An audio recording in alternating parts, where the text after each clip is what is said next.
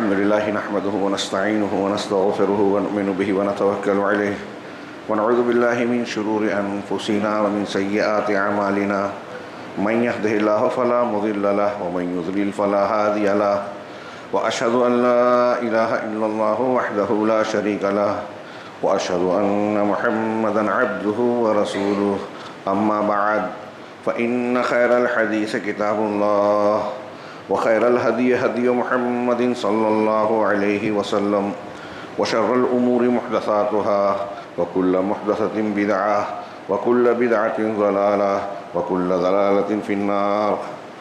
أعوذ بالله من الشيطان الرجيم. بسم الله الرحمن الرحيم.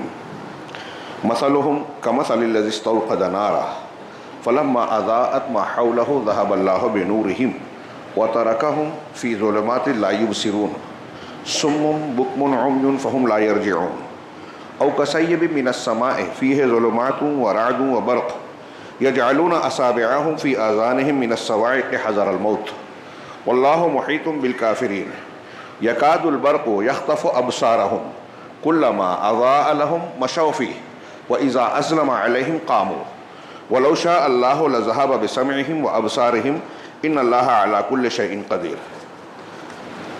محترم حاضرین،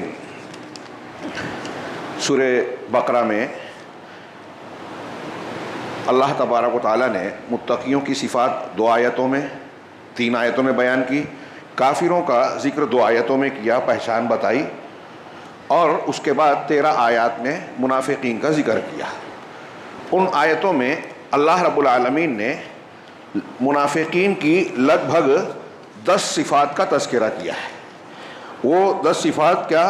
جھوٹ بولنا، دھوکہ دینا، مکر اور فریب اختیار کرنا، بے وقوفی، مومنوں کا استہزاء اور مذاق اڑانا، باطل کا، کافر کا، مخالفین اسلام کا ساتھ دینا، اور خود گمراہی اور تذبذب کا شکار ہونا.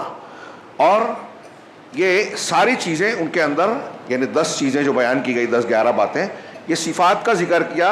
قرآن کی آیت وَمِنَ النَّاسِ مَن يَقُولُ آمَنَّا بِاللَّهِ وَبِالْيَوْمِ الْآخِرِ وَمَا هُمْ بِمُؤْمِنِينَ، کہ کچھ لوگ ایسے ہیں جو کہتے ہیں کہ ہم اللہ پر اور آخرت کے دن پر ایمان لائے، حالانکہ وہ ایمان والے نہیں ہیں. يُخَادِعُونَ اللَّهَ وَالَّذِينَ آمَنُوا، یہ اللہ اور ان لوگوں کو جو ایمان لائے دھوکہ دینا چاہتے ہیں، دھوکہ دیتے ہیں. حالانکہ نہ اللہ کو دھوکہ دے سکتے ہیں، نہ مسلمانوں کو اپنے دھوکے کے ذریعے سے حقیقی طور پر نقصان پہنچا پائیں گے. اللہ خبر کر دیتا ہے. اور اللہ تبارک و تعالیٰ نے کہا کہ ان کے اس جھوٹ کی وجہ سے ان کے لیے دردناک عذاب ہے. پھر آگے کہا کہ یہ ان سے جب کہا جاتا ہے کہ زمین میں ایسے ایمان لاؤ جیسے لوگ ایمان لائے، صحابہ ایمان لائے، تو کہتے ہیں کہ کیا بے وقوف لوگ جس طرح ایمان لائے ہم بھی لے آئیں؟ اللہ نے کہا یہی بے وقوف ہے. پہلے کہا کہ ایمان والے نہیں ہیں، پھر کہا کہ ان کے جھوٹ کا ان کو نتیجہ اور انجام بھگتنا ہوگا، دردناک عذاب ہوگا. پھر کہا کہ ان سے کہا جاتا ہے تو کہتے ہیں کہ ہم بے وقوفوں کی طرح ایمان لائے، تو خود بے وقوف ہیں. اللہ نے کہا الا انہم هم الصفوہ، یہی بے وقوف ہے. تو یہ بے وقوف بھی ہیں. اور ان کی ایک اور برائی یہ ہے کہ وہ صحابہ کرام جو ایمان کے سب سے اعلیٰ درجے پر تھے، قربانی دے رہے تھے، اپنا سب کچھ قربان کر رہے تھے، ان کو بے وقوف اور جاہل کہہ رہے ہیں. یہ خود بے وقوف ہیں. ان سے کہا جاتا ہے زمین میں فساد نہ پھیلاؤ، مطلب فسادی ہے، تو کہتے ہیں کہ ہم تو اصلاح کر رہے ہیں. اللہ نے کہا کہ یہی فسادی ہیں لیکن سمجھتے نہیں ہیں، سوجھ بوجھ ہے نہیں، اور سمجھتے ہیں کہ ہم بہت چالاک اور عقل مند ہیں. پھر یہ کہتے ہیں، پھر اللہ نے بتایا کہ جب یہ مومنوں کے ساتھ رہتے تو کہتے ہیں ہم تمہارے ساتھ ہیں. کافروں کے اپنے سرداروں اور شیطانوں کے پاس جاتے ہیں تو کہتے ہیں کہ ہم تو تمہارے ساتھ ہیں. اصل میں مومنوں سے کہتے ہیں ہم ایمان لائے، ان سے کہتے ہیں ہم آپ کے ساتھ ہیں، کافروں کے ساتھ ہیں. ہم ان مسلمانوں سے مذاق کر رہے ہیں، استہزاء کر رہے ہیں. اللہ نے جواب میں کہا اللہ ان سے استہزاء کر رہا ہے، ان کا مذاق اڑا رہا ہے. اللہ یستہزئ بہم ویمدہم فی طغیانہم یعمہون، کہ اللہ ان سے مذاق کر رہا ہے. اب اللہ کا مذاق کیا ہے کہ قیامت میں اس کا بدلہ دے گا ایک، اور یہ کہ دنیا میں ان کو ذلیل کرے گا. وہ سمجھ رہے ہیں کہ بس چالاکی کر رہے ہیں، دونوں ہاتھ میں لڈو ہے، یہ بھی خوش اور ادھر سے بھی محفوظ. لیکن حقیقت میں یہ نہ یہاں معتبر ہے نہ یہاں معتبر ہے. ان کی اپنی حیثیت اور ان کا اپنا امیج تباہ ہو چکا ہے اور اپنے آپ کو عقل مند سمجھتے ہیں. کوئی منافق کبھی باعزت نہیں رہتا. جو اللہ کو ناخوش کر کے لوگوں کو خوش کرنا چاہتا ہے منافق وہی ہوتا ہے. کافروں سے بھی بچنا چاہتا ہے, مومنوں سے بھی محفوظ رہنا چاہتا ہے. ان سے کہتا ہے مسلمان ہوں, ان سے کہتا ہے کافر ہوں. یہ عقیدے کا ان آیتوں سے متعلق گزشتہ ہفتہ سائر النساء مسجد میں جمعہ کے خطبے میں نے کئی تفصیلات بیان کی. آگے جو اللہ رب العالمین نے ان کی مثال بیان کی ہے اسے سمجھنے کے لیے اس پیچھے کے مضمون کو ذہن میں رکھیں اور پھر اس مثال پر غور کریں, اور ان صفات کو جو منافقین کی اللہ رب العالمین نے بیان کی ہے اور پھر کہا ہے کہ اللہ ان کا مذاق اڑاتا ہے, جس کی تشریح میں آگے کی آیت مثال بھی ہے. تو کیا ایسا تو نہیں کہ ہمارے اندر بھی آج منافقین کی علامتیں ہیں؟ ہم اپنا جائزہ لیں, محاسبہ کریں اپنا اور عالم اسلام کا. ہمارے یہاں مصیبتیں, تکلیفیں, پریشانیاں تسلسل کے ساتھ آ رہی ہیں مسلمانوں پر. غزہ کا معاملہ دیکھیے, دنیا کے دوسرے علاقے میں اپنے گھروں تک دیکھیے, تو ہر جگہ مسائل ہے, پریشانیاں ہیں, عالمیات ہے. اور اس میں کچھ مسلمان شکوے شکایت تک کرنے لگتے ہیں کہ اتنی زیادتیاں ہو رہی ہیں, ظلم ہو رہا ہے, معصوموں کو مارا جا رہا ہے, کاٹا جا رہا ہے, عزتیں لوٹ رہی ہے, جائیداد تباہ کی جا رہی ہے, بستیوں کو کھنڈر بنایا جا رہا ہے, بے گناہوں کے گھروں پر بلڈوزر چل رہے ہیں, ان کو گرفتار کیا جاتا ہے, بدنام کیا جاتا ہے, مذاق اڑایا جاتا ہے, اور اللہ رب العالمین کی مدد آتی نہیں ہے. تو کیا یہ کہنے والے یہ کہہ رہے ہیں کہ اللہ رب العالمین ظلم کرتا ہے یا ظلم کو چلنے دیتا ہے؟ اس کی کائنات میں کوئی بھی نظام اللہ کا نہیں چل رہا ہے؟ اللہ کے چاہنے سے چیزیں نہیں ہو رہی ہیں؟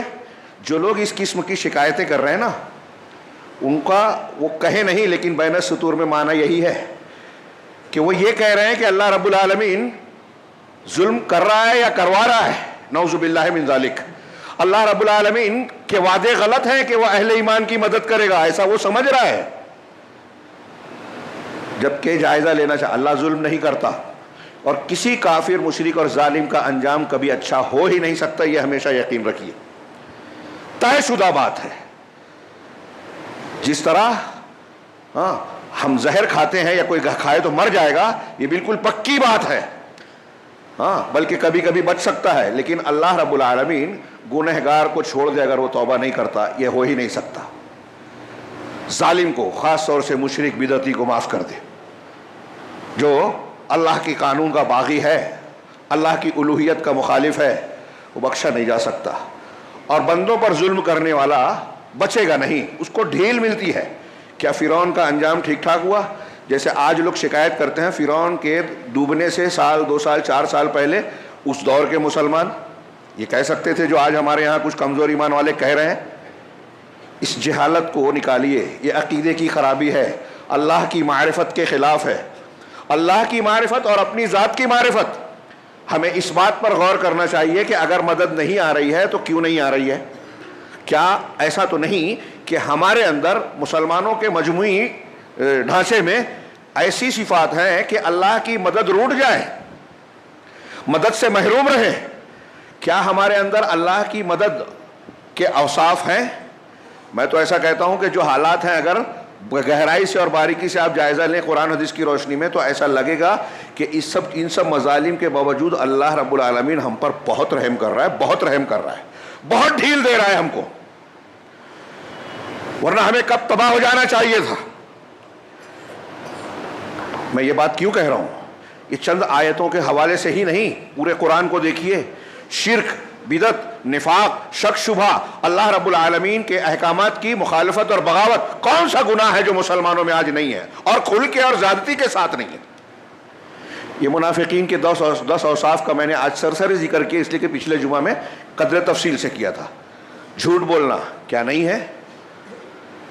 دھوکہ دینا, اب اللہ کو بھی دھوکہ دینا چاہتے ہیں. حلال کو حرام, حرام کو حلال بنا رہے ہیں نا. سود کو اللہ نے حرام کیا. بینک میں کام کرنے والوں کی جیب میں مولویوں کے فتوے ہیں کہ کر سکتے ہیں, آپ اپنی محنت کا کھا رہے ہو. جبکہ اللہ کے رسول کا فرمان ہے, لکھنے والا, گواہ بننے والا, دینے والا سود کو, اس میں سارے لوگ برابر کے گنہگار ہیں. تو رسول اللہ صلی اللہ علیہ وسلم کی بات نہ مان کے مولوی کی بات مان رہے ہیں ہمارے مسلمان. تو منافقین والا کردار ہے کہ نہیں ہے؟ کہہ رہے ہیں مومن ہیں, اللہ کو رسول کو مانتے ہیں. کہاں مانتے ہیں؟ نماز کا طریقہ آپ سر پٹک ڈالیے, یہ سنت ہے، میرا مسلک یہ ہے تو نہیں مانیں گے۔ شرک کرنے والے جتنے بھی ہیں، قبر پر سجدہ کر رہے ہیں، طواف کر رہے ہیں، بزرگان کو پکار رہے ہیں، اولیاء اور صالحین سے استعانت، استعاذہ، دعا کر رہے ہیں، مشکل کشا، حاجت روا غیروں کو مان رہے ہیں، سمجھائیے ان کو۔ کہتے ہیں کہ ہم مومن ہیں، قرآن کو مانتے ہیں، قرآن کہتا ہے کہ جو اللہ کے سوا جن کی عبادت کرتے ہیں آپ یا دنیا کے لوگ، وہ کھجور کی گٹلی کے چھلکے کے بھی مالک نہیں ہیں۔ والذین تدعونہم من دون اللہ تدعونہم من دونہ ما یملکون من قطمیر، یہ قرآن کہہ رہا ہے سب کچھ اللہ کا ہے، اللہ کی مرضی کے بغیر کوئی ایک چھلکا کسی کو نہیں دے سکتا۔ ہم کہہ رہے ہیں کہ اللہ اولاد نہیں دے رہا ہے، فلاں جگہ سے اولاد مل جائے گی، فلاں بابا کے پاس جائیں گے تو ہماری بیماری کا علاج ہو جائے گا، مشکل ہماری آسان ہو جائے گی۔ کہاں ایمان ہے؟ اللہ کی بات کہاں مان رہے ہیں؟ ہاں، اللہ کے رسول کی صلی اللہ علیہ وسلم کی باتیں کہاں مان رہے ہیں؟ اگر میں ایک جب غور کرتا ہوں تو ایک بات کہوں کہ آج کا جو ہمارا مسلمانوں کا سماج اور معاشرہ، ہمارے یہاں ہندوستان میں ہم لوگ جب منافق کی بات کرتے ہیں تو اہل عرب کے منافقین کا، یعنی جو مدینہ کے تھے، ان کے اور ہمارے تصور میں ہمیں لگتا ہے کہ ہم منافقین سے بہت الگ ہیں، کیونکہ ہم تو مسلمان ہیں، نماز پڑھ رہے ہیں، وہ بھی پڑھتے تھے۔ آج ہمارے ہاں جتنے لوگ فجر میں غائب رہتے ہیں اتنے منافقین بھی غائب نہیں رہتے تھے، سستی سے آتے تھے۔ قرآن کا وَإِذَا قَامُوا إِلَى الصَّلَاةِ قَامُوا كُسَالَىٰ، نماز کے لیے اٹھتے ہیں تو سست روی سے، لیکن آتے تھے۔ ہاں، اللہ کا ذکر کرتے تھے، کم کرتے تھے، وَلَا يَذْكُرُونَ اللَّهَ إِلَّا قَلِيلًا، اللہ کا ذکر کم کرتے تھے لیکن کرتے تھے۔ ہم بھی کرتے ہیں، لیکن دل سے وہ ایمان نہیں رکھتے تھے، اسلام کو نہیں مانتے تھے، لوگوں کو دھوکہ دیتے تھے۔ ظاہر سی بات ہے، اپنے آپ کو اچھا کہہ رہے ہیں، مسلمان کہہ رہے ہیں، اندر سے نہیں ہے۔ آج ہم لوگ اپنے آپ کو اچھا کہتے ہیں، اندر سے اچھے ہیں۔ شرک کو بہت برا کہتے ہیں، کیا شرک سے بچے ہوئے ہیں؟ کیا ہمارے یہاں یہ طلب ہے کہ شرک سب سے بڑا ناپسندیدہ اور ناقابل معافی جرم ہے؟ تو چھوڑیے دوسروں کو، اہل حدیثوں میں، گھروں میں بچوں کے لیے یہ طلب ہے کہ ہمارا بچہ سب سے پہلے اچھی طریقے سے شرک اور توحید کو سمجھے، کسی عقیدے کی کتاب پڑھے یا ہم کسی عالم کو بلا کر اپنے بچوں کو یہ سکھا دیں۔ لاکھوں روپیہ خرچ کر کے ڈاکٹر، انجینئر اور یہ بنا دیں گے، نہیں اگر طاقت ہے تو پریشان رہتے ہیں کہ بچے کو کہاں پڑھائیں۔ اتنی پریشانی ہے، اس کا آدھا پرسنٹ، اس سے کم پرسنٹ جو ہے 50% فکر اس بات کی ہے کہ ہمارا بچہ توحید اور شرک سیکھے۔ تو ہم نے توحید اور شرک کو کیا اہمیت رکھی، کیا اہمیت دی؟ اب اس کو اور طریقے سے دیکھیے، میں یہ کہہ رہا تھا، میں غور کرتا ہوں تو مجھے ایسا لگتا ہے کہ آج مسلمان، ایک تو بہت سا اکثریت ایسی ہے جو عملاً اسلام کو جان کے اس پر عمل نہیں کرتی، اور اسے احساس رہتا ہے کہ ہاں میں غلطی کر رہا ہوں، یہ کم درجے کے گنہگار ہیں۔ کچھ چیزیں، کچھ موضوعات، کچھ معاملات ایسے ہیں، غور سے سنیے گا، یہ ہمارے سماج اور معاشرے کی حقیقت ہے، اور مجھے لگتا ہے کہ بہت سارے لوگ اس طرح غور بھی نہیں کرتے کہ کئی چیزیں ایسی ہیں جس میں ہمارا اور آپ کا رویہ، مسلمانوں کا رویہ، اللہ اور اس کے رسول صلی اللہ علیہ وسلم کے دین اور احکامات کے تعلق سے ایسا لگتا ہے کہ ان کا برتاؤ یہ کہتا ہے کہ ہم مانتے ہی نہیں ہیں، مانیں گے بھی نہیں، کہتے نہیں ہیں، عقیدتاً ہو یا نہ ہو یہ اللہ جانتا ہے، لیکن ان کا رویہ یہ کہتا ہے کہ وہ انہی منافقین کی طرح کہتے ہیں کہ ہم یہ مانیں گے نہیں، جیسے بے وقوف لوگ مانتے ہیں انہیں سچے مسلمان، اچھے مسلمان، پکے مسلمان جو مانتے ہیں ہم وہ نہیں مانیں گے۔ مثال کے طور پہ ایسی کتنی چیزیں پیش کروں، ابھی میں نے شرک کی اور بعض بدعت کی مثالیں دی، چلو شرک اور بدعت والی عقیدے اس سے متعلق، اور یہ آتی ہے، لوگ بولتے ہیں سماجی زندگی، ثقافتی زندگی کو لیجئے، ہماری خاندانی زندگی، سماجی زندگی، گھریلو زندگی، ہاں، معاملات اور لوگوں سے لین دین اور تعلقات میں کی زندگی میں آپ اسلامی تعلیم کو رکھیے اور ہمارا اپنا جائزہ لیجئے۔ مثال کے طور پہ ایک سے زیادہ شادی، ہر مسلمان جانتا ہے کہ اللہ نے اجازت دی ہے مسلمانوں کو 4 نکاح کی، ہے نا؟ کچھ مانتے بھی ہیں، بعض بہت کم لوگ کرتے بھی ہیں۔ ہندوستان، پاکستان، ہمارے بر صغیر کا مسئلہ، یہاں کم ہے شرع، اور جن کو ہمارے یہاں لوگ علامہ بن کے برا بھلا کہتے ہیں نا، عربوں کو، خاص طور سے سعودی عرب کو، عملی زندگی میں جتنا ان کا اسلام ہے، جو وہ عمل کرتے ہیں عملی ثقافتی طور پہ جو وہ مانتے ہیں، اس کا عشر اشیر ہم نہیں مانتے، اور ہم بہت سمجھتے ہیں کہ ہم کو دین سمجھتا ہے، ہم ان سے زیادہ عمل کرتے ہیں۔ غلط بات، بہت بڑی غلط فہمی ہے۔ تعدد ازدواج کی شرح وہاں زیادہ ملے گی، اور شاید کوئی آدمی ایسا نہ ملے جو اس کی برائی بیان کرے۔ جیسے ہمارے یہاں ایک تو لوگ کرتے نہیں ہیں، چلو ٹھیک ہے آپ کی طاقت نہیں ہے، پھر اگر کوئی بات کرتا ہے تو ایسے ہیلے بہانے استحالے ماحول کا حوالہ دیا جاتا ہے جس سے یہ محسوس ہوتا ہے کہ قرآن و حدیث کی یہ تعلیم ہندوستان کے حساب سے ہے ہی نہیں، آپ اور ہم رد کر رہے ہیں اس کا۔ اور بعض علماء کو میں نے سنا نہیں یہاں نہیں چلے گا ہندوستان میں، اب آپ دنیا کی تقریر کرتے رہے، یہاں نہیں چلے گا، اس کا مطلب یہ کہ قرآن کی حدیث کا یہ حکم ہندوستان کے لیے ٹھیک نہیں ہے۔ تو پھر آپ یہ مت بولیے کہ اسلام جو ہے ہر زمانے اور ہر علاقے کے لیے ہے، آپ یہ کہنا چاہتے ہیں؟ آپ نہیں کہیں گے، جب اس طرح نہیں کہیں گے تو کیا یہ منافقین کی طرح بات نہیں ہوئی کہ اللہ اور رسول کا ایک حکم ہے اور ہمارے دل میں اس کے تعلق سے خلش ہے، اس کو قبول کرنے کا مادہ ہی نہیں ہے۔ ہم دنیا کی یہ نہیں کہہ سکتے، کوئی نہیں کہے گا کہ نہیں میں نہیں مانتا، جو کہے گا کافر ہو جائے گا، لیکن گھما پھرا کے بات کرتے ہیں، عمل بھی نہیں کرتے۔ ہمارے یہاں بیوہ سے مطلقہ سے شادیاں ہونا بہت مشکل ہے، اس لیے طلاق اور مشکل ہو گیا۔ وہاں زیادہ شادیاں ہوتی ہیں تو بیوہ مطلقہ کا مسئلہ نہیں ہے اتنا، شادیوں میں اخراجات اور دوسرے بہت سارے معاملات۔ اب ایک آدمی، اس کا ایک نتیجہ میں مانتا ہوں کہ زنا آسان ہے ہمارے یہاں، پکڑے جاتے ہیں خاموشی اختیار کرتے ہیں۔ ایسے ایسے اسکینڈل آئے، پولیس اسٹیشن میں معاملہ گیا، کوئی بدکاری کا معاملہ پیش آیا تو صاحب معاملہ جو خاتون تھی یا عورت تھی، اس نے بہت سارے لوگوں کا نام بتایا، یہ سفید پوش وہ بھی تھا یہ بھی تھا، پیسہ لینے کے لیے کسی اور مقصد کے لیے۔ لیکن سماج اور معاشرے میں یہ ہے کہ نہیں، ہمارے یہاں زنا گوارا ہے، زنا گوارا ہے، ناجائز کام گوارا ہے، دوسری شادی گوارا نہیں ہے۔ منافقین کی طرح ہوئے کہ نہیں ہوئے؟ ہم ہوئے کہ نہیں؟ یہ اللہ کا حکم رسول کا حکم نہیں مان رہے ہیں، حرام کام کر رہے ہیں۔ وہاں یہ معاملہ دیکھیے، ان کے یہاں کیا ہے، ہمارے یہاں کیا ہے۔ ہمارے یہاں لوگ جو بہت غریب ہے، محتاج ہے، پریشان حال ہے، مقروض ہے، اس کو ایک صاحب مال زکوٰۃ دیتا ہے تو وہ شرم محسوس، نہیں میں زکوٰۃ نہیں لوں گا، آر کی بات ہے، لوگوں کا میل کچیل ہے۔ وہ جس کا مال ہے اس کی صفائی کر رہا ہے تو اس کے لیے میل کچیل ہے، اللہ نے جس کے لیے جائز اور حلال کیا ہے اس کے لیے میل کچیل نہیں ہے۔ لیکن ہماری طبیعت گوارا نہیں کرتی، عجیب تکبر ہے۔ تو سود جو حرام کیا اللہ نے وہ لینا گوارا نہیں ہے، لیکن اللہ رب العالمین نے جو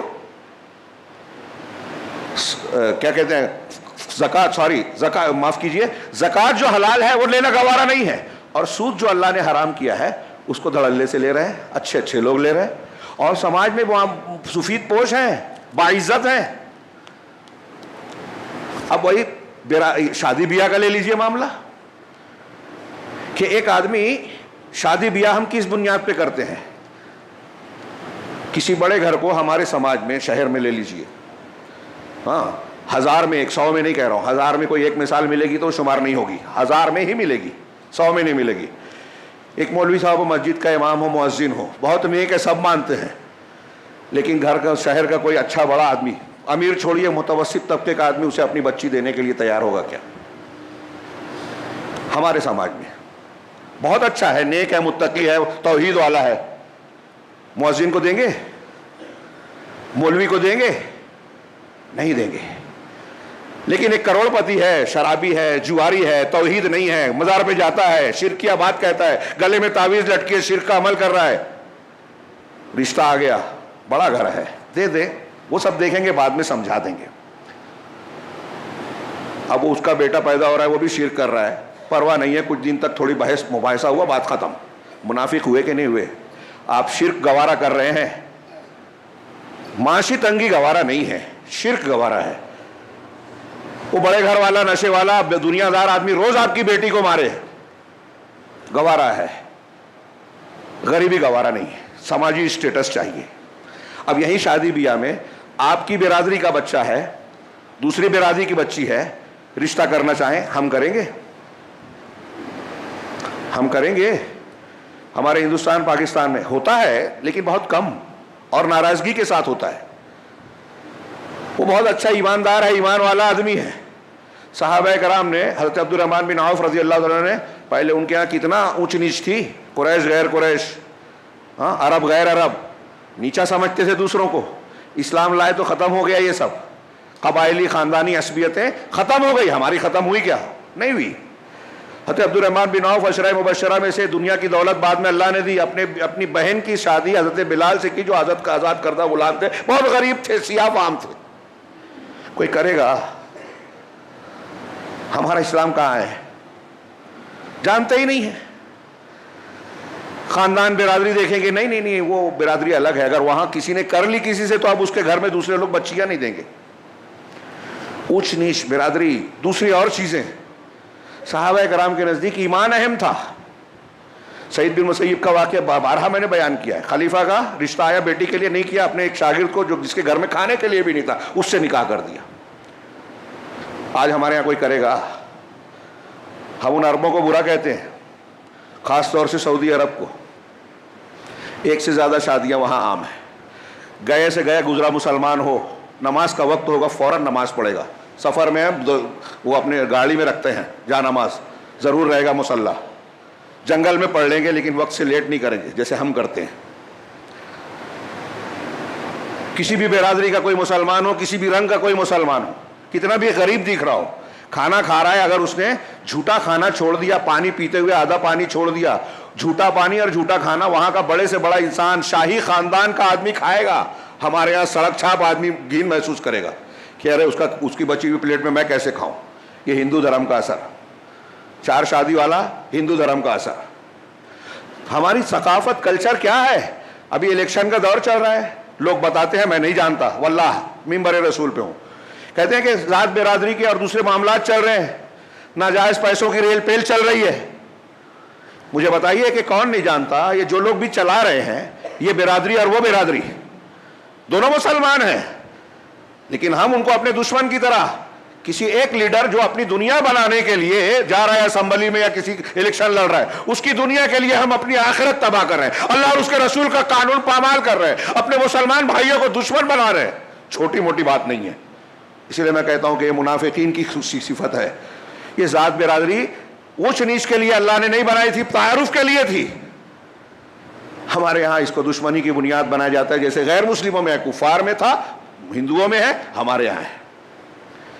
ہمارے یہاں کم ہے, کہیں اور زیادہ ہے. اور اس بیماری کو میں نے دیکھا ہے. بڑے بڑے دین جاننے والے علماء, آپ یو پی اور ادھر کے معاشرے میں چلے جائیے, شاید ہی کوئی ملے. وہاں خان انصاری اور فلاں مسلک میں ہے بھائی. فقہ حنفی میں اٹھا کے دیکھیے تو وہ کفات کہتا ہے کہ قریشی یا اونچی ذات والا جو ہے جلحے سے اور فلاں سے نکاح نہیں کرے گا. بالکل اسلام کے خلاف اسلام بیان کر رہے ہیں, فقہ کی کتابیں میں لکھا ہوا ہے. یہ ایک جملہ میں نے کہا, تفصیل سے جاؤں تو صرف وہ معاملہ پورا ٹائم لے لے گا. تو اسلام کہاں ہے؟ وہ فقہ حنفی کے جنہوں نے بھی لکھا ہے, ہو سکتا ہے ان کو غلطی, لیکن اتنی موٹی تعلیم سمجھ میں نہیں آتا کہ ان کے علم میں نہیں رہی ہوگی کہ اللہ تعالیٰ کے نزدیک زیادہ تقوی والا زیادہ اللہ کا مقرب ہے, اونچا ہے. ذات برادری رنگ نسل خاندان کی وجہ سے نہیں ہے. ہمارے یہاں لوگ کتنا کہتے ہیں کہ ارے وہ فلاں نیچ ہے, وہ اس خاندان کا ہے, وہ فلاں گھر کا ہے, فلاں برادری کا ہے, لہذا وہ کمتر ہے. ہم کہتے ہیں کہ نہیں کہتے؟ جب ہم یہ کہتے ہیں تو ہم اسلام کی تعلیم کا رد کر رہے ہیں. میرے نزدیک یہ منافقت ہے کہ آپ اپنے آپ کو مسلمان بھی کہتے ہیں اور وہ بات کہہ رہے ہیں جو اسلام کے خلاف ہے. سعودی عرب میں جائیے, صحابہ کرام کی تو میں نے ایک مثال جیسے BCO ملے گی بہت. وہاں اگر کسی بہت بڑا عالم ہے, بہت بڑا آدمی ہے, کروڑوں پتی ہے, اربوں پتی ہے, کوئی لڑکا سمجھ میں آ گیا کہ یہ اچھا بچہ ہے, دیندار ہے, متقی پرہیزگار ہے, اچھے اخلاق والا ہے, تو وہ اپنی بچی کی شادی کر دے گا اس سے, چاہے گا کہ کر دوں. ہندوستان کا ہو, افریقہ کا ہو, یہ نہیں دیکھے گا. اور آج ایسے کتنے لوگ وہاں بسے ہوئے ہیں. ہمارے یہاں کریں گے کوئی؟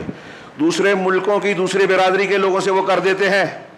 ہمارے یہاں ناک کٹ جائے گی اگر ایک دوسری برادری میں اپنے ہی شہر کے آدمی سے کر دے, بچے یا بچی سے کر دے. جھوٹا نہیں کھاتے. ایسے ان کی روزمرہ کی ثقافتی زندگی میں دیکھیے ان کے یہاں, کہاں خرچ کرنا چاہیے؟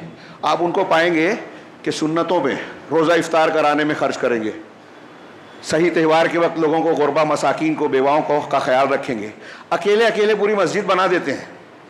ہمارے یہاں کروڑ پتی ہے، اس کے یہاں کام کرنے والے کی ضرورت ہے تو چھوٹے موٹے جھنجھنے دے کے وہ سمجھتا ہے کہ میں نے تیر مار لیا، یتیموں کو یتیم خانے میں بھیج دیا، کبھی کبھار رسید پاوتی پھڑوا دی، سمجھ لیے کہ یتیم کی کفالت کر رہے ہیں۔ یہ اسلامی مزاج نہیں ہے۔ ثقافتی زندگی میں یہ دیکھیے عورتوں کے کیا حقوق ہے، وہ بھی ہم نہیں جانتے، ہم سے زیادہ وہ جانتے ہیں اور عمل کرتے ہیں جو قرآن و حدیث نے بتایا اس پر۔ یہ میں نے خرچ کی بات کی، ہمارے یہاں بدعت پہ زیادہ خرچہ ہوتا ہے۔ غربا مساکین بیواؤں جہاں اللہ رب العالمین نے اجر و ثواب کی بات بتائی ہے وہاں کم خرچ ہوتا ہے۔ مسجد کی تعمیر میں چندہ مشکل سے ملے گا، مزارات کو پختہ بنانے کے لیے بہت آسانی سے معاملات ہو جائیں گے۔ آج اوقاف میں جو جھگڑے ہیں نا، ہزاروں بلکہ شاید لاکھوں میں کیسز ہیں اوقاف کے، ان میں 90% میں سمجھتا ہوں مزارات اور مشاہد کے شرک کے اڈوں کے ہیں جھگڑے۔ کون ہے؟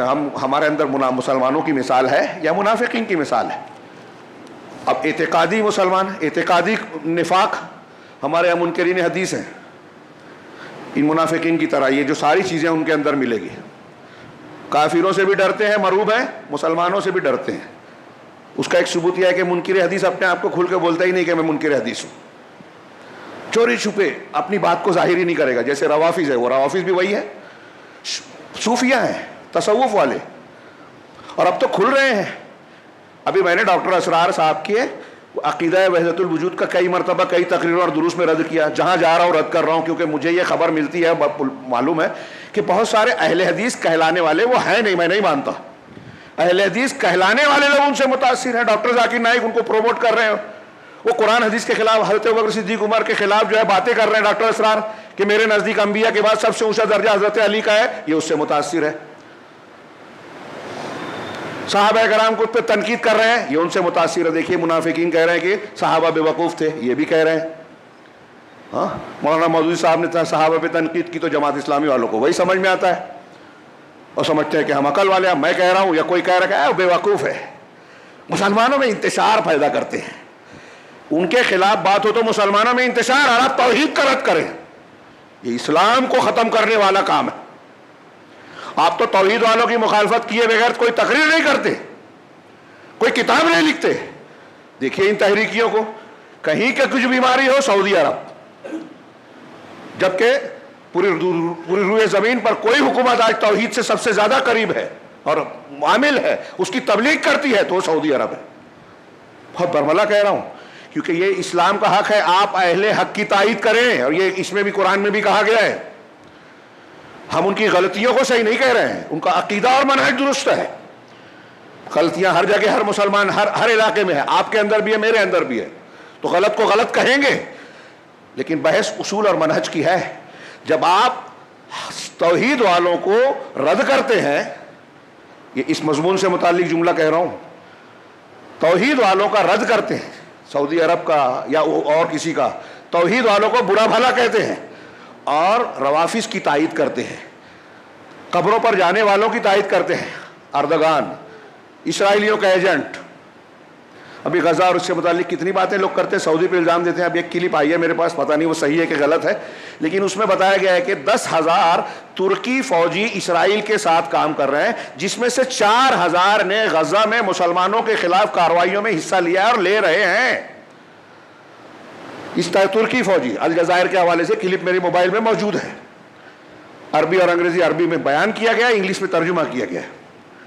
4,000، اور ان کے جو بعض چیزوں کی نگرانی کرنے والا ترکی آدمی ہے، ترکی حکومت کا آدمی ہے، لیکن وہ مسلمانوں میں ہیرو ہیں، اور جو خاموشی سے ان کے مسائل کے حل کی پوری کوشش کر رہا ہے، سب سے زیادہ مدد کر رہا ہے۔ ہمارے یہاں لوگ انہیں گالی دیتے ہیں، ذمہ دار وہ ہے کھلے طور سے۔ ابھی دیکھا ایک سنا سجاد نعمانی صاحب کا کی کلپ دیکھی، ہاں، کہ وہ بیان کر رہے ہیں کہ فلاں یحییٰ سنوار کو اور ان کو سعودی عرب میں بلا۔ آپ حقائق کو جانتے ہی نہیں ہے نا کہ کس کا کیا کردار ہے۔ اس کے مرنے پہ شام میں لوگوں نے جشن منایا، فلسطینی لوگوں نے خوشی منائی، آپ یہاں بیٹھ کے اس کی تائید کر رہے ہو، اسلامی ہیرو بنا رہے ہو۔ اور وہاں لوگ جشن منا رہے ہیں، کون؟ جو ان کا اس کا ظلم جھیلے ہیں، حقائق معلوم نہیں ہے، لوگ بولنا شروع کر دیتے ہیں، صحیح کو غلط اور غلط کو صحیح کہتے ہیں. یہ منافقین کی روش ہے. تو یہ میں عرض کر رہا تھا، میں نے کچھ مثالیں دی. اب الیکشن میں بھی آج ہمارے ہاں اگر برادری اور ذات کی بات ہو رہی ہے تو میں یہ مانتا ہوں کہ اسلام کو وہ نہیں مان رہے ہیں. آپ پوچھیں گے تو کہیں گے نہیں اسلام کی تعلیم کو تو ہم مانتے ہیں، لیکن آپ کا رویہ کیا ہے کہ ہم اس برادری کے ہیں، ہم اس علاقے کے ہیں، اور یہ وہ برادری کے ہیں، وہ اس علاقے کے ہیں، ان کا ووٹ ادھر پڑنا چاہیے. اس بنیاد پر اگر آپ ووٹ دے رہے ہیں، اس بنیاد پر اگر آپ مسلمانوں میں دعوت دے رہے ہیں، لوگوں کے خلاف نفرت پھیلا رہے ہیں، تو میں ایسا مانتا ہوں اور آپ کو بھی ماننا چاہیے کہ یہ کھلی کھلی قرآن و حدیث کی مخالفت ہے، جانتے بوجھتے، اور یہ منافقین کا عمل ہے. اور اگر اعتقادی نفاق ہو، عقیدے کا ہو، آپ کی سمجھ کا ہو، تو یہ عقیدے کا نفاق ہوگا جو انسان اگر اس پر مر گیا بغیر توبہ کے تو کبھی جہنم کے سب سے نچلے طبقے میں ہوگا. ان المنافقین فی الدرک الاسفل من النار. ایسے لوگوں کے بارے میں یہ جو اللہ نے صفات بیان کی، میں نے بتایا قرآن میں جو صفات ان منافقین کی بیان کی گئی ہے، اور آج کے منافقین کو دیکھیے جس میں بہت سارے ہم اور آپ میں مسلمان کہنے والے لوگ آئیں گے، ان کے بارے میں اللہ نے مذمت کی. اس میں اللہ رب العالمین کی تنبیہ ہے، ڈراوا ہے، مسلمانوں کے لیے تسلی ہے، اور منافقین کے لیے اور کافروں کے لیے سمجھانے کا انداز ہے. آگے اللہ نے اسی کی مثال دی. یہ مثال دینا بھی لوگوں کے سمجھانے کی سہولت کے لیے کہ ذہنوں میں آسانی سے آپ غور کر کے سمجھیں. بڑی شاندار اللہ رب العالمین کی مثالوں پر الگ سے کتابیں لوگوں لکھی ہے قرآن میں جو امثال ہیں. یہاں منافقین کی مثال دی. دو طریقے سے چلتے ہیں، ہم بھی چل رہے ہیں. اپنے آپ کو اچھا کہتے ہیں، اچھے ہیں نہیں. اپنے آپ کو دیندار کہتے ہیں، دیندار ہے نہیں. مسجد کے جماعت کے ذمہ دار بن کے سمجھتے ہیں کہ جنت کا ٹھیکہ لے لیا، جماعت کا ٹھیکہ لے لیا. اب جماعت میں خرابیاں ہو رہی ہیں، پتہ چل رہا ہے نوجوان گمراہ ہو رہے ہیں، سیٹھ صاحب کے پیشانی پہ بل نہیں آتا. ہاں فوٹو کھینچنا چاہیے، تاریخ میں نام آنا چاہیے، رپورٹ چھپنی چاہیے کہ میں یہاں بیٹھا ہوں لیکن حرم کی تعمیر میں میرا حصہ موجود ہے، میں نے فلاں کارنامہ انجام دیا، میرے ابا نے فلاں کارنامہ انجام دیا، پیدا ہونے سے پہلے ہمارے بچے نے جو ہے فلاں کارنامہ انجام دے دیا تھا. یہ خبطہ ہے ہمارے یہاں. یہ بھی منافقت ہے کہ دینداری کا ڈھونگ رچاتے ہیں، دکھاوا کرتے ہیں. اگر آپ کو، میں ایسا مانتا ہوں، خبر ملتی ہے کہ آپ کا بیٹا گمراہ ہو گیا، ہاں منکر حدیث ہو گیا، صحابہ کرام کو برا بھلا بول رہا ہے، وحدت الوجود کو ماننے والا بن گیا یا ماننے والے کی تائید کر رہا ہے، تو میرے حساب سے نہیں، قرآن و حدیث کی روشنی میں آپ کو تکلیف ہونی چاہیے، فکر ہونی چاہیے، کوشش کرنی چاہیے کہ میں اس کی اصلاح کروں. یہ میرا فرض ہے. اب جمعیت کے ذمہ دار بن کے بیٹھے ہیں، پتہ چل رہا ہے فلاں گاؤں میں گمراہی آ گئی ہے، آپ کی کوئی ذمہ داری نہیں ہے. ہاں کوئی عالم وہاں نہ جائے جو میرا مخالف ہے، ان کی اصلاح ہو جائے گی تو وہ کوئی مسئلہ نہیں ہے، وہ گمراہ ہو رہے ہیں، میرے مخالف ہے تو نہ جائے. اللہ سے ڈرتے نہیں ہے، منافقین ہے. لوگوں سے ڈرتے ہیں، لوگوں میں نام چاہیے، اللہ کے پاس انعام نہیں چاہیے. اللہ رب العالمین نے، میں جو مثالیں دے رہا ہوں مجھے احساس ہے کہ وقت زیادہ ہو رہا ہے، اور یہ جو میں نے آیت پڑھی ہے اس کا ترجمہ اور اس کو منطبق کرنا باقی ہے، لیکن میں چاہتا ہوں کہ اس مثال کو پڑھنے سے پہلے ہم یہ غور کریں کہ ہمارے اندر نفاق کی یہ شکلیں پائی جاتی ہیں. اللہ رب العالمین کا ارشاد ہے آخر میں، جہاں سے میں نے پڑھا اس سے پہلے جو گزشتہ ہفتے میں جہاں ختم کیا تھا اس آیت کا مفہوم بتاتے ہوئے، جب اللہ نے کہا کہ یہ لوگ کہتے ہیں کہ ہم مسلمانوں سے استہزاء کر رہے ہیں، مذاق اڑا رہے ہیں، اللہ کہے اللہ ان سے استہزاء کر رہا ہے.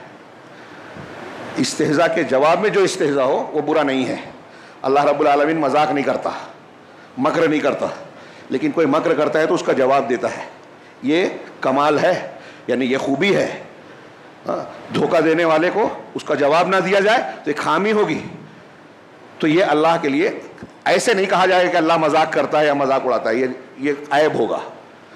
ان کے استہزاء کا جواب دیتا ہے. تو اس میں ایک معنی علماء نے بیان کیا کہ ان کو ذلیل کرے گا. مسلمان آج ذلیل ہو رہا ہے کہ نہیں ہو رہا ہے؟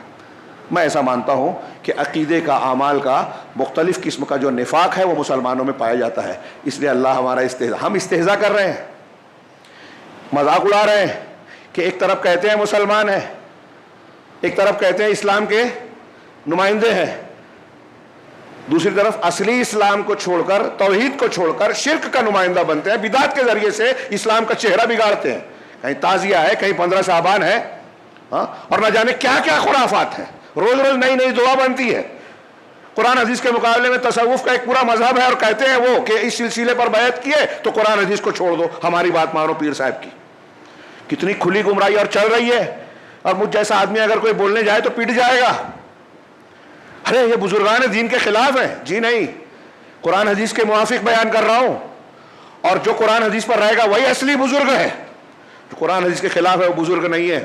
اس کی تعظیم مت کیجیے، بدعتی کے جنازے میں مت جائیے، اس کی مجلس میں مت بیٹھیے، اس کی بات کو مت سنیے۔ ہمارے اسلاف نے کہا قرآن حدیث کہتی ہے، لیکن ہمارے یہاں بدعتیوں سے تعلق ہوگا، علماء سے دوری۔ تو یہ نفاق ہے ہماری زندگی میں۔ ان منافقین کی قرآن کی آیتوں کی روشنی میں خصلتوں کا مطالعہ کیجئے، حدیثوں سے پڑھیے، اور غور کیجئے کہ آج ہمارے اندر وہ ہے یا نہیں ہے۔ میں جو بیان کر رہا ہوں یہ صرف بیان کے لیے نہیں ہے، ہمیں جائزہ لینا چاہیے، رونا چاہیے، غور کرنا چاہیے، اگر ہمیں اپنے اور اپنے بال بچوں کی فکر ہے تو، ورنہ جانوروں کی طرح جی کے جہنم میں جانا ہے تو پھر کوئی کیا کر سکتا ہے؟ یہ محرومی ہے، اور اللہ رب العالمین منافقین کو محروم بھی کرتا ہے، یہ بھی ایک عذاب ہے۔ اللہ نے آگے کہا کہ اللہ ان کا استہزاء کرتا ہے، اور ان کی سرکشی میں بھٹکتا ہوا چھوڑ کر، اندھا بنا کر، بصیرت سے محروم، یعمہون، بصیرت سے محروم، وہ اپنی سرکشی میں بھٹکتے رہتے ہیں۔ اللہ اس میں ان کی مدد کرتا ہے۔ جب آپ سدھرنا نہیں چاہتے تو اللہ اور آپ کو توفیق دیتا ہے کہ اور گندگی میں جاؤ۔ یہ قرآن کی آیت کا میں مفہوم بیان کر رہا ہوں اپنے الفاظ میں۔ اللہ نے آگے کہا کہ یہ وہ لوگ ہیں جنہوں نے اولئک الذین اشتروا الضلالۃ بالہدیٰ، یہ وہ ہیں جنہوں نے ضلالت کو ہدایت کے مقابلے میں خرید لیا ہے۔ بریانی، اچھے سے اچھا کھانا، سب سے بہترین کھانا موجود ہے، لیکن وہ گوبر کھانے پہ تلے ہوئے ہیں، اور کہتے نہیں ہم کو بریانی پسند ہے، کہتے یہ ہیں، کھاتے گوبر ہیں۔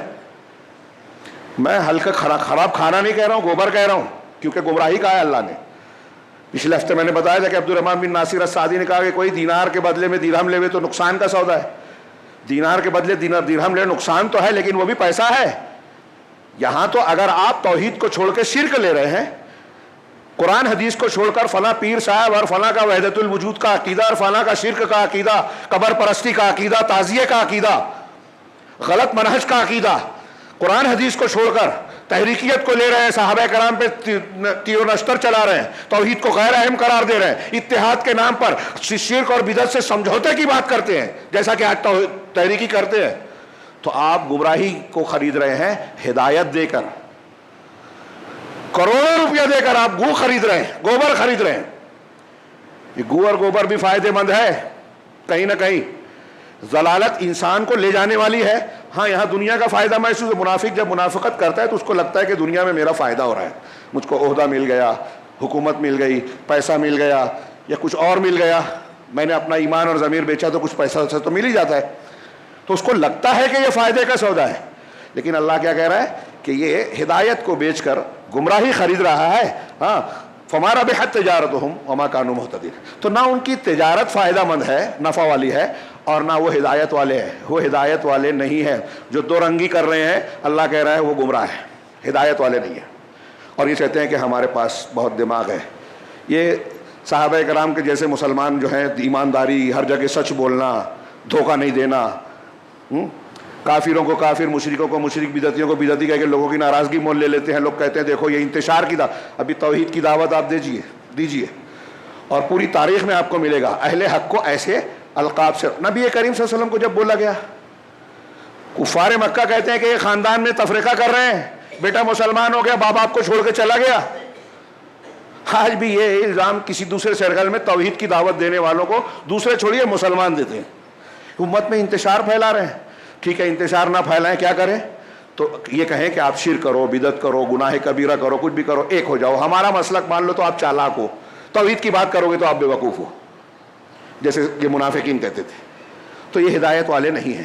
اب میں یہ کہہ رہا ہوں اس آیت کو غور کیجئے کہ اچھی چیزوں کو چھوڑ کے بری چیزیں، قرآن حدیث کی تعلیم کو چھوڑ کر، جانتے بوجھتے، جن کو ہم نہیں جانتے چھوڑیے، آپ یہاں جتنے لوگ بیٹھے جو سن رہے ہیں، غور کیجئے کہ ہم کتنی چیزیں ہیں جو جانتے ہیں کہ یہ غلط ہے لیکن پھر بھی کر رہے ہیں، کتنی چیزیں جانتے ہیں کہ یہ صحیح ہے، اچھا ہے، اللہ کا حکم ہے، لیکن پھر بھی نہیں کرتے۔ تو یہ جان بوجھ کر گمراہی کو خریدنا اور ہدایت کو بیچنے کے معنی میں ہے کہ نہیں ہے؟ اللہ نے کہا آگے مثال دی جو میں نے پڑھا شروع میں، مثلہم کمثل الذی استوقد نارا، ان کی مثال ایسی ہے جیسے وہ شخص جس نے آگ جلائی، اندھیرا تھا, گھپ اندھیرا, روشنی کی ضرورت تھی, سخت سردی تھی, گرمی کی بھی ضرورت تھی, تو اس نے آگ جلائی. علامہ عبد الرحمن کہتے ہیں کہ استوقدہ کا لفظ ہے, عام طور سے ترجمہ کرنے والے نے جلائی کا, انہوں نے استوقدہ کا مطلب ہے جلوائی, یعنی خود ان کے پاس بھی آگ جلانے کی صلاحیت نہیں تھی, مسلمانوں سے, رسول سے جلوائی. آج مسلمانوں سے جو ہے لے رہے ہیں. کیا آگ جلوائی؟ قرآن حدیث کی آگ, اخلاص کی آگ, اخلاص کی روشنی. آگ جلائی یعنی اسلام کو قبول کیا, دین کو مانا کہ ہاں ہم قرآن حدیث مانتے ہیں, ہاں ہم اللہ کی توحید کو مانتے ہیں, محمد صلی اللہ علیہ وسلم کو رسول مانتے ہیں, آخرت کو مانتے ہیں. یہ اس کو روشنی ملی, دین سمجھ میں آیا, روشنی ملی. اندھیرا تھا یعنی کافر تھا, مشرک تھا, تو اندھیرے میں تھا. جتنے کافر مشرک ہیں سب اندھیرے میں ہیں. ایمان روشنی ہے. تو انہوں نے آگ جلائی. فلما اضاءت ما حولهم, جب ان کے ماحول, ما حوله, اس آدمی کے ارد گرد کی چیزیں جب آگ روشن ہوئی, شعلے بھڑکنے لگے, تو ارد گرد روشنی پھیل گئی, اجالا ہو گیا. اور ٹھنڈی میں گرمی بھی مل رہی ہے, تو اس آگ سے تپش بھی حاصل کر رہا ہے جو اس کی ضرورت تھی, اور روشنی بھی مل رہی ہے جو دکھائی نہیں دے رہا تھا, دکھائی دینے لگا. تو ایک آدمی نے اسلام قبول کیا اخلاص کے ساتھ. منافقین ایسے ہی تھے کہ اسلام قبول کیا, کافر تھے, ایمان لے آئے. حضرت عبداللہ بن مسعود وغیرہ کہتے ہیں اس کی تشریح میں کہ جو پہلے کفر شرک کے اندھیروں میں تھے ایمان لے آئے. اس طریقے سے انہوں نے روشنی پالی, اپنے زندگی کو روشن کر لیا. لیکن کیا ہوا؟ روشنی پائی اور اس کے بعد انکار کر دیا, ڈر گئے, خوف کھا گئے. کوئی بھی مصلحت دنیا کی رہی ہو ان کی نظر میں, تو اللہ نے اس کو کہا کہ فلما اضاءت ما حوله ذهب الله بنورهم, جب ارد گرد کی چیزیں اس کی روشن ہو گئی تو اللہ تعالیٰ نے ان کی روشنی کو ختم کر دیا. ان کی روشنی, اجالا, شعلہ ٹھنڈا ہو گیا. اب نہ آگ کی تپش مل رہی ہے اور نہ اجالا ہے, پھر سے اندھیرا چھا گیا. ذهب الله بنورهم وتركهم في ظلمات لا يبصرون, اور پھر جب اندھیرا چھا گیا پھر سے اجالا ہونے کے بعد, تو اللہ نے اب ان کو تاریکیوں میں چھوڑ دیا. جمع ہے تاریکیوں میں, تاریکیوں سے مراد کئی اندھیرا. ایک ہے ان کی جو ہے کفر کا اندھیرا, رات کا اندھیرا, بادلوں کا اندھیرا, اور پھر اس کے جو ہے روشنی کے بعد جب اندھیرا چھاتا ہے تو کچھ دیر کے لیے اور زیادہ اندھیرا محسوس ہوتا ہے. تو روشنی کے بعد کا اندھاپن, اندھیرا, یہ سارے اندھیرے مل گئے. لا یبصرون, اب ایسا ہو گیا کہ اس کو بینائی جاتی رہی, دیکھ ہی نہیں پا رہا ہے, اندھا ہو گیا. آنکھ ہے لیکن دیکھ نہیں پا رہا ہے, اتنا اندھیرا چھا گیا. تو ایسے ہی ایک آدمی مسلمان ہوا, ساری چیزیں اس کو سمجھ میں آنے لگی کہ یہ حق ہے, یہ باطل ہے, یہ جائز ہے, یہ ناجائز ہے, یہ توحید ہے, یہ شرک ہے, یہ بدعت ہے, یہ انحراف ہے. یہ لوگ 72 مسلک والوں کے طریقے پہ ہیں. ایک مسلک جو جنت میں جانے والا ہے, جنت کے راستے پہ, اس میں سے نہیں ہے, لیکن ہم تو اس کی فرصت بھی نہیں ہے. اللہ کے رسول نے کہا کہ 73 فرقے ہوں گے, ہاں ایک جنت میں جائے گا. تو کیوں کہا کہ آپ 72 والوں میں سے اپنے آپ کو کرنے سے بچاؤ. لیکن ہمارے مولوی صاحب کہہ رہے ہیں, ہمارے دین کا کام کرنے والے کہہ رہے ہیں کہ نہیں نہیں نہیں, 73 کے 73 صحیح ہے, آپ اس چکر میں مت پڑو. اللہ کے رسول کہہ رہے ہیں 72 غلط ہے, آپ کہہ رہے ہیں سب صحیح ہے, جو جیسا ہے کرنے دو, جیسا ہے چلنے دو, کسی کا رد مت کرو, اس سے امت میں انتشار ہوتا ہے. اللہ کے رسول اللہ کی تعلیم سے انتشار ہوتا ہے. آپ کی تعلیم سے کیا ہو رہا ہے آج؟ کون سا تیر مار لیا, کتنی حکومتوں کو بدل دیا, کہاں اسلامی انقلاب آیا, روافظ کو ساتھ دیا, روافظ نے یہود کا ساتھ دیا, وہ یہودیوں کے کتے ہیں, آپ روافظ کے کتے بن گئے. یہ میں نہیں کہہ رہا ہوں, علماء کہتے ہیں.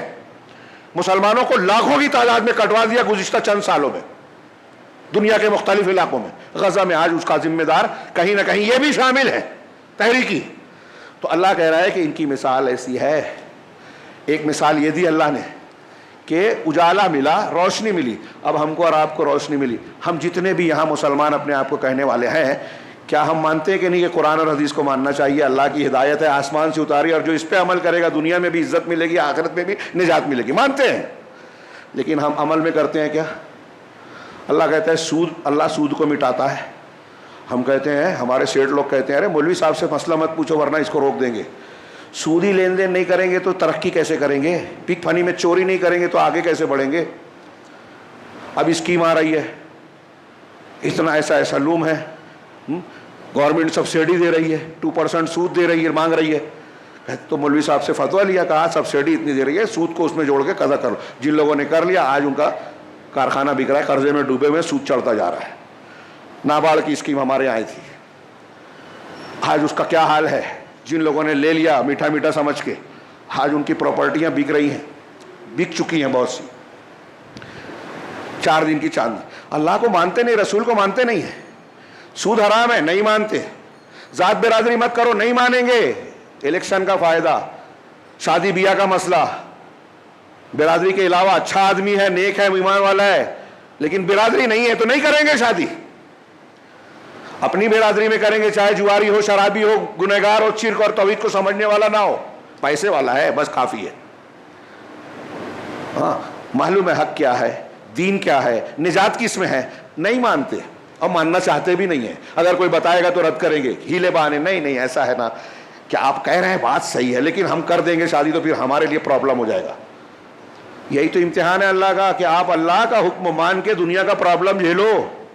لیکن ہمارا معاملہ بھی منافقین کی طرح ہے کہ اللہ ناراض ہو, لوگ خوش رہیں. اگر لوگوں کو خوش کرنے کے لیے اللہ کو ناراض کرو گے, حدیث میں ہے بخاری وغیرہ میں کہ آپ سے اللہ بھی ناراض ہوگا اور لوگ بھی ناراض ہوں گے. اور یہ 2 چہرے والے ہمیشہ بے نقاب ہوتے ہی ہیں. کچھ دن ان کا دھوکہ چلتا ہے, بعد میں اپنا بھی اس پر بھروسہ نہیں کرتا اور غیر بھی نہیں کرتے. منافق کا یہ انجام دنیا ہی میں پکا ہے. یہ مذاق ہو جاتا ہے, اللہ تو مذاق کرتا ہے. یہ ایک مثال دی اللہ نے, میں نے بہت مختصراً بات کہی. آگے دوسری مثال ہے, اس کو بھی اختصار کے ساتھ.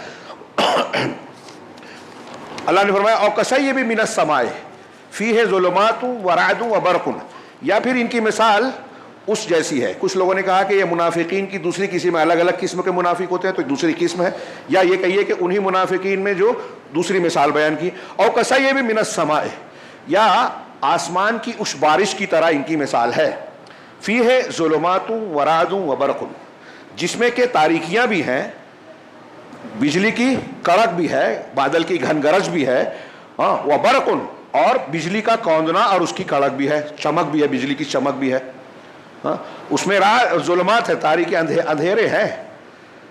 اب بارش کیا ہے, کس سے مثال دی جا رہی ہے؟ اللہ رب العالمین قرآن اتار رہا ہے, ہدایت دے رہا ہے, رسول جو تعلیم دے رہے ہیں. یہ بارش ہے جس سے زمین سیراب ہوتی ہے, لہلہاتی ہے اگر اس کو اختیار کیا جائے.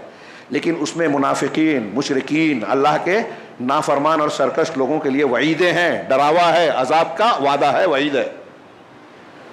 یہ اس میں بجلی ہے, کڑک ہے, ہاں, خوف اور دہشت میں ڈالنے والی چیزیں ہیں. اب جب یہ بارش ہو رہی ہے تو بارش لوگوں کے لیے مفید ہوتی ہے. ہاں, جو اچھی زمین ہے, اچھی زمین میں فصل اگتی ہے.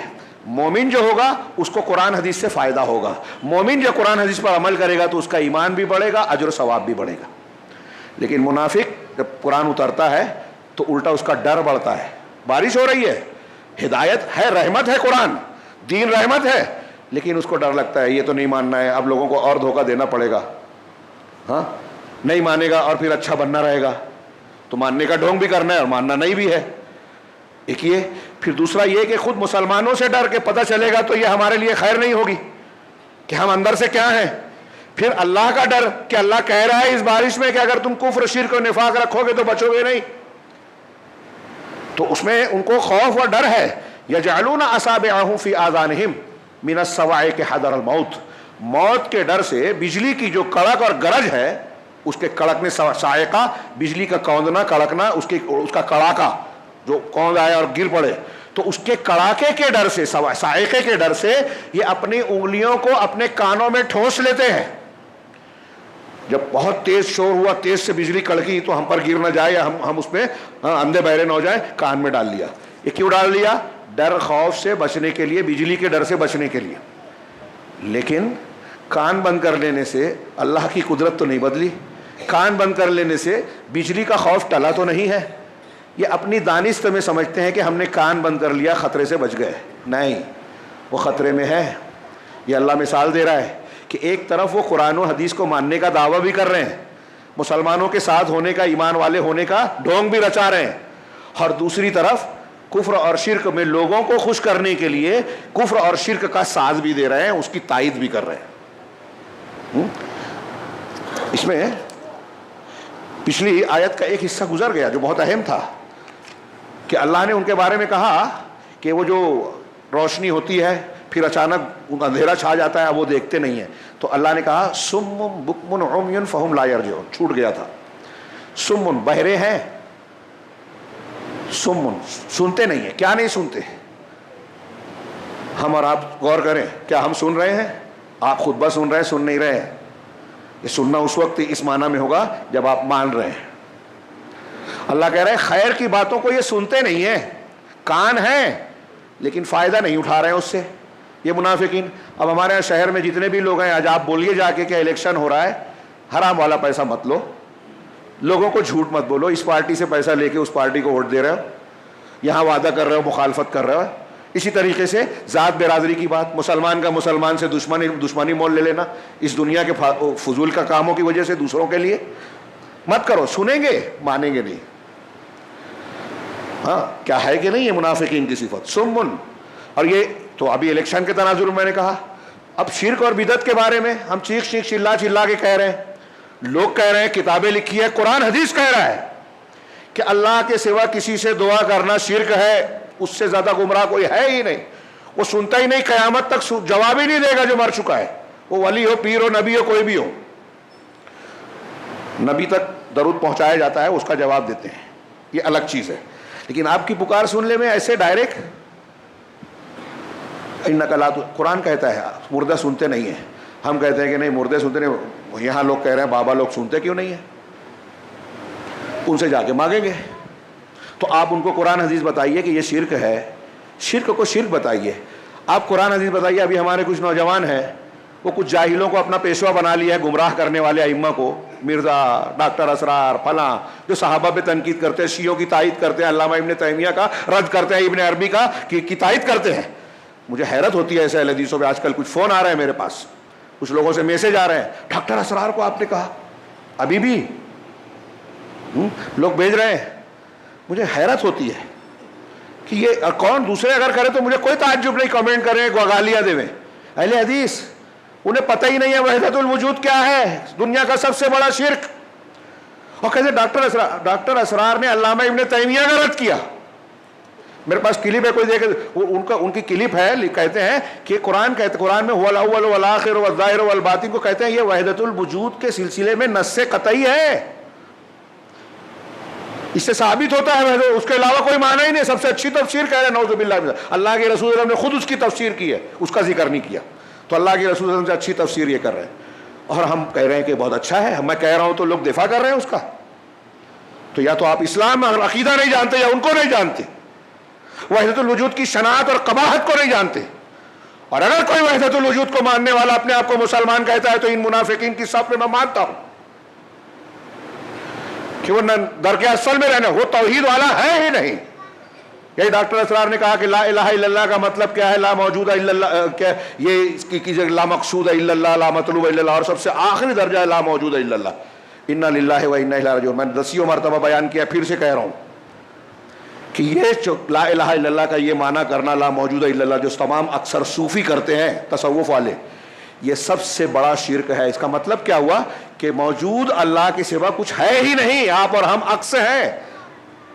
کہتے ہیں ڈاکٹر اسرار کے آئینے کے سامنے کھڑے ہو تو آپ تو ہیں، لیکن آئینے میں جو دکھ رہے ہیں وہ آپ دکھ رہے ہیں لیکن ہے نہیں. ایسے ہی اللہ ہے، ہم دکھ رہے ہیں تو ہم آئینے میں دکھنے والے لوگ ہیں. حقیقت میں صرف اللہ ہی اللہ ہے. ہر چیز میں اللہ ہے، ہر جگہ اللہ ہے، اللہ ہی اللہ ہے. لا موجود الا اللہ کا مطلب یہی ہے وحدت الوجود. کتے بلی پیڑ پودے چرندوں پرندوں سب میں اللہ ہے. اب آپ کسی کی بھی پوجا کر رہے ہیں، آپ اللہ کی پوجا کر رہے ہیں. یہ اس وحدت الوجود کے عقیدے کے نتائج ہیں، اور آگے چل کے اور آگے بڑھتا ہے معاملہ. میں کئی مرتبہ بیان کیا. اب کہہ رہے ہیں کہ نہیں، ایک کلپ میں تو ہم نے سنا، ایسا لگتا ہے کہ وحدت الوجود کا رد کر رہے ہیں. وہ کہاں سن لیا آپ نے؟ تھوڑی سی ابن عربی کی تشریح میں اپنی ایک سائنسی اعتبار سے کچھ تشریح الگ انہوں نے کی ہے، لیکن یہ کھلی بیان ہے. آخری کہتا ہے کہ میں نے جو سمجھا یہ بیان کر رہا ہوں. تو اب آپ ان کو بیان کیجئے. تو یہ دیکھیے منافقین کے بارے میں کہا کہ وہ بہرے ہیں، سن نہیں رہے ہیں قرآن کی آیتیں حدیثیں، اندھے ہیں، وہ کیا بکمن گوگے ہیں. کوئی غلط کر رہا ہے تو بولنے کو تیار نہیں ہے. بولنے والے کو کہتے ہیں کہ اسلام میں انتشار پھیلا رہا ہے مسلمانوں میں. شرک کو شرک بولتے نہیں ہیں، غلط کو غلط بولتے نہیں ہیں. آج ہمارے اہل حدیث نہیں بولتے، اور اس کو عقل مندی سمجھتے ہیں. یہ منافقت ہے، عقل مندی نہیں ہے، بے وقوفی ہے، دھوکہ ہے. دوسروں کو چھوڑیے، اپنے آپ کو دھوکہ دینا ہے. آپ کے گھر میں غلط ہو رہا ہے، آپ نہیں بولتے، اور سعودی عرب کو جو ہے بولتے ہیں کہ اس کو ایسا کرنا چاہیے. آپ کے گھر میں ایک بے نمازی ہے، اس کو نمازی بنانے کے لیے ہمت نہیں ہے، غصہ بتانے کی ہمت نہیں ہے. آپ کی جماعت میں کوئی کسی پر ظلم کر رہا ہے، سماج میں ظلم کر رہا ہے، بول نہیں سکتے، اور کہتے ہیں کہ حکومت کو اس کی اصلاح کرنی چاہیے. آپ کے بارے میں کہیں کہ حالات ایسے ہیں، تو ان کو کچھ نہیں ہے. آپ کو پتا ہے کیا کیا مسائل ہیں وہاں. تو یہ بہرے ہیں، صحیح بات سنتے ہی نہیں، دعوت کو مانتے ہی نہیں، قرآن حدیث کی ماننے کو تیاری نہیں ہے. سن رہے ہیں مان نہیں رہے، قرآن ختم کرتے ہیں قبول نہیں کرتے زندگی میں. بکمن بہرے ہیں، گونگے ہیں، بولتے نہیں ہیں، حق بات کو بیان ہی نہیں کرتے. یہ بھی صحیح ہے، وہ بھی صحیح، گائے بھی گابن، بیل بھی گابن، شرک کرو کہ بدعت کرو سب صحیح، بولتے نہیں ہیں حق ہے کہ یہ غلط ہے یہ صحیح ہے. عمیون اندھے ہیں، آنکھ تو ہے لیکن سچی بات کیا ہے غلط بات کیا ہے دیکھنے کو تیاری نہیں ہے، ماننے کو تیاری نہیں ہے.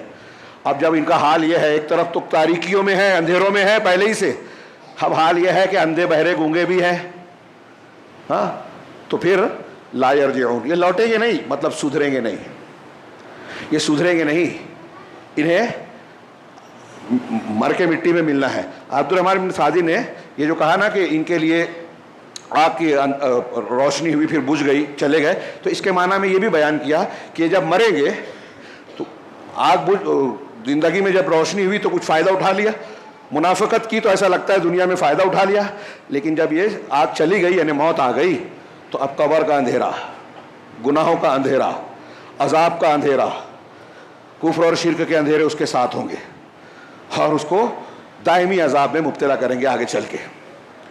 ایک معنی یہ بھی کیا ہے، اور وہ بھی معنی ہم رد نہیں کرتے.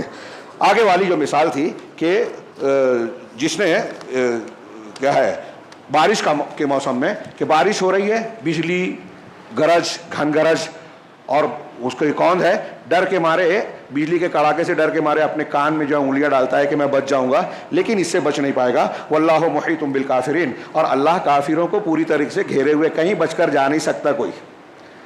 ہاں، یہاں کیمرے کتنے بھی لگا لیں، کئی جگہ جو ہے کیمرے بند ہو جاتے ہیں، کہیں کیمرے سے باہر آدمی چلا جاتا ہے، لیکن اللہ رب العالمین تو دلوں کے اندر ہے، جانتا ہے کا مطلب علم کے ساتھ، قدرت کے ساتھ، ذات کے ساتھ نہیں، جو وحدت الوجودی کہتے ہیں. دونوں میں فرق رکھنا. اللہ ہر جگہ علم سے ہے، قدرت سے ہے، احاطے سے ہے، ذات سے صرف عرش پر مستوی ہے. جو یہ نہیں مانے گا کافر ہوگا. کسی اور موقع پہ تفصیل. وَإِذَا أَذْلَمَ يَكَادُ الْبَرْقُ يَخْطَفُ أَبْصَارَهُم، قریب ہے کہ بجلی کی کوند کڑک ان کی آنکھوں کو اچک لے وے، اس طرح تیزی سے کوندے کہ ان کی روشنی جو ہے ان کی آنکھیں پتھرا جائے، روشنی چلی جائے. کلما اضاء لهم مشوا فیہ، جب بھی یہ بجلی چمکتی ہے، روشنی پھیل جاتی ہے تو اس میں دو چار قدم چل لیتے ہیں، چلتے ہیں. ایسے ہی قرآن حدیث کی کچھ باتیں جب ان کے سامنے آتی ہیں تو کچھ مان لیتے ہیں. ہاں، مولوی صاحب پیر صاحب نے بتا دیا کہ ہاں نماز پڑھ لو، یہ کر لو، تو کچھ چیزیں مانتے ہیں، کچھ قدم چل لیتے ہیں.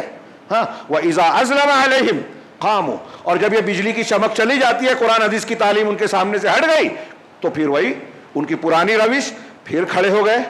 ہاں، قرآن حدیث کو نہیں مان رہے ہیں، اب پیر صاحب کی مان رہے ہیں، فلاں کی مان رہے ہیں، نفس کی مان رہے ہیں، سماج اور معاشرے کی مان رہے ہیں، اللہ اور رسول کی نہیں مان رہے ہیں صلی اللہ علیہ وسلم. پھر کھڑے ہو جاتے ہیں. ہاں، وَإِذَا أَظْلَمَ عَلَيْهِمْ قَامُوا وَلَوْ شَاءَ اللَّهُ لَذَهَبَ بِسَمْعِهِمْ وَأَبْصَارِهِمْ، اگر اللہ چاہے تو ان کی آنکھ اور کان کو ختم کر دے. یعنی اللہ کی یہ قدرت ہے کہ یہ جو آنکھ سے دیکھ رہے ہیں، کان سے سن رہے ہیں نا، یہ بھی ختم کر سکتا ہے اللہ، لیکن اللہ ڈھیل دے رہا ہے، تھوڑا موقع دے رہا ہے، چاند سے دیا ہے. اللہ کی قدرت سے یہ باہر نہیں ہے، وہ پورے گھرے ہوئے ہیں اللہ کی قدرت سے. ہاں، ان اللہ علی کل شیء قدیر، یقیناً اللہ ہر چیز پر قادر ہے. اللہ رب العالمین سے دعا ہے کہ وہ ہمیں صحیح دین کو سمجھنے اور اس پر اپنی طاقت کے مطابق پورا عمل کرنے کی توفیق عطا فرمائے. ہمارے دلوں میں، ہمارے اعمال میں، ہمارے ارد گرد میں قرآن اور حدیث کی جو مخالفتیں، منافقت کی جو باتیں ہیں جس سے اللہ آج ہم سے ناراض ہے، اس کی رحمت روٹھی ہوئی نظر آتی ہے، مختلف قسم کی رسوائیاں اور عذاب کی شکلیں مسلمانوں کا تعاقب کر رہی ہیں. رب العالمین سے ہمیں خلوص کے ساتھ دعا کرنی چاہیے اور کرتے رہنا چاہیے کہ پروردگار ہمارے ان اعمال کی عقائد کی اصلاح فرمائے جس کی وجہ سے اس کی رحمت روٹھی ہے، جس کی وجہ سے آج مسلمان عذاب کی کیفیت سے دوچار ہیں، جس کی وجہ سے دنیا کے ذلیل لوگ مسلمانوں کو ذلیل بنانے کے چکر میں پڑے ہوئے ہیں. ہم اس استہزاء کی شکل سے باہر نکل کے، منافقت کی زندگی سے باہر نکل کر اگر مومنانہ زندگی اختیار کرتے ہیں تو یقیناً عزت بھی ہمارے قدم چومے گی اور نجات بھی ہمارے انتظار میں ہوگی. اللہ رب العالمین ہمیں انہیں خوش قسمت لوگوں میں شامل فرمائے. اقول قولی ھذا واستغفر اللہ لی ولکم ولسائر المسلمین وصلی اللہ علیہ نبینا محمد بارک اللہ لنا ولکم فی القرآن المجید ونفعنا وإیاکم بالآیات والذکر الحکیم انہ تعالی جواد کریم ملک بر رحیم.